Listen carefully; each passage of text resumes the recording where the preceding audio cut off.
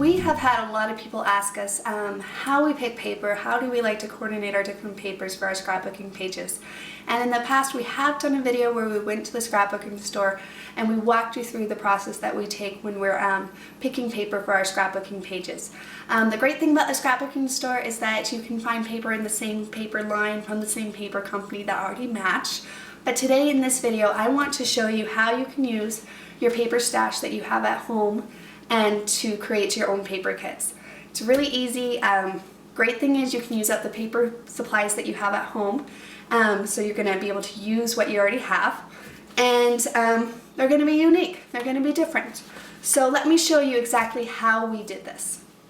As you can see, we have a lot of different paper piles out on the table. This is actually one of my friend's paper that she let me borrow for this video because I have basically used up my paper stash that I had for years, especially since we started using the framing process for scrapbooking and how you can use all the different papers to embellish your page for you. So thanks to Jen for letting me use it. And what I have done is I took last night and I separated them into different color coordinating piles. So for instance, this is our yellow pile, and I just put some yellow patterns in there, and you could put your solids in there too if you like. And then in the back I did put some oranges. She didn't have a lot of oranges, but there were a couple. This is my red pile. You can see this is pinks in this pile, blues, and over here she had a lot of bold patterns, so I figured to make its own pile. And this would be great to pull from for like your borders and accessories, but it would be really hard to figure out what pile to put these in, the green or the pink or the blue or whatever. So, and then I have a pile up here, and I combined all my blacks and my browns and my grays together in that pile. And then on this one, I just kept all the cardstock together. Now you could separate it into different colors, but I think it's just easy to keep it together. Okay, some things that you might want to keep in mind before you start going through these different piles and creating your paper kits is that for a 2-page layout, we find that works best is 5 to 6 sheets of paper. So for instance, you're going to need 2 for your background, and hopefully you have a lot of double papers. If not, we have seen people use different patterns on each side of their page, but that's up to you. It's just a preference. So for instance, we have these 2, they're the same patterns. This would be our background paper. Another thing to keep in mind when you're choosing your background paper is that we find that a more subtle pattern works best, something that you can build off of with your borders and accessories. Looks really good on your pages. Then you need 1 page for your photo mats. Now your photo mats can be a pattern paper or a cardstock. Cardstock works really great for photo mats, so don't feel like you can't pull it in. It's totally up to you, and it's a great way to use up that paper stash as well.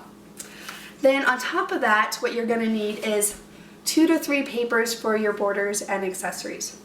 So you just find a pattern that stands out to you, and then you're going to pick a couple more to go with this. Now this one is double-sided, but a lot of these, especially if you're pulling from your old paper stash, is not necessarily going to be double-sided.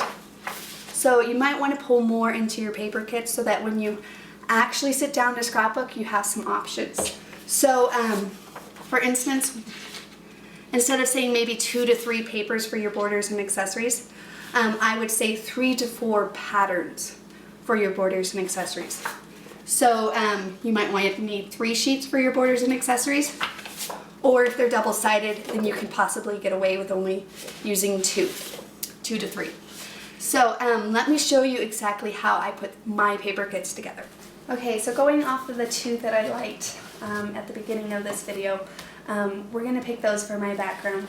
Now the great thing is you can either start with your background to build off, or you could pick one, like I said, 1 pattern to build off of. But we're going to start with the background first.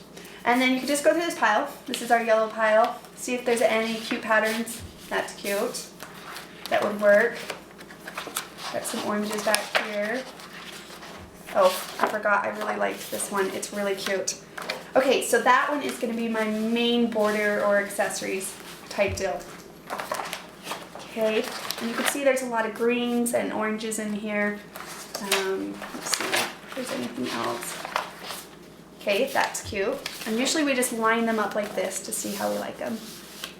That works. And maybe some orange. I'll pull in some orange there. There's another one of those. Oh, and it's double-sided. So we have the orange on that side. Is this one double-sided? And we have the orange on that side. So that's going to work great for that. I still need a photo mat, so probably some green. Looks like there's a green piece right here. That will work great for your photo mat. And then basically you got your 3 for that. 3 to 4 patterns, because these are double-sided for your borders and accessories, and then your photo mat. So you got 5 sheets there. Now, if you wanted to play it safe, you could pull some other of the colors out, which I do think some black would be cute. I like that one better. And it has yellow on the back side. So that right there is a great paper kit. Okay, now if you didn't want to start with your background paper first to build on, you could go through your paper again and find a cute pattern that stands out to you, and then work with that to coordinate. That's actually quite cute. So you would find that kind of goes. So you're looking for a background, another accessory, that's really cute, and a photo mat. There's 2 the same. And again, you could probably coordinate these piles just a little bit better, and keep your patterns that are the same close together so that you know that those are going to work great for your background paper. And it definitely needs some solid in there. Pull some green into this one as well. That's really cute. And then maybe even some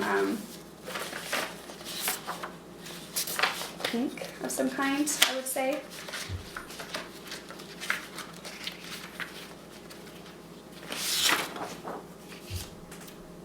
To pull that out. Well, that could be even cute if you're doing like a birthday page. That would be really cute, actually. So we have 2 for background, photos, or any one of these could be your photos, and then your accessories. And these are not double-sided, so these 3 would work great for your borders and accessories type deal. So there's another paper kit. Now, I forgot to explain this pile over here that I had over here. And this pile, when I was going through her paper, I realized that she did have some papers from the same paper line, which really is a paper kit right there. So it doesn't take a lot of work. I just keep them together, and in the meantime, you could just use a paper clip to keep those together so that you know that they are a good paper kit. Here were some other ones from the same line. Now, the 4 sheets, it is double-sided. These would be cute for your borders, and that for your background paper. But I'm thinking probably another one for your photo mats. Again, just to be safe, so that when you do sit down to scrapbook, you have the options in front of you.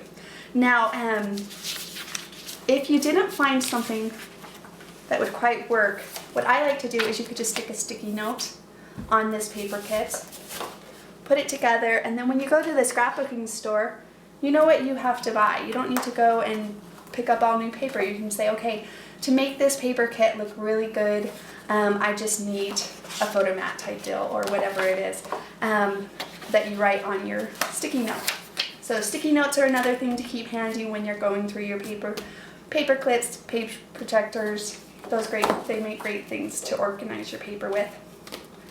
Actually, that matches really good.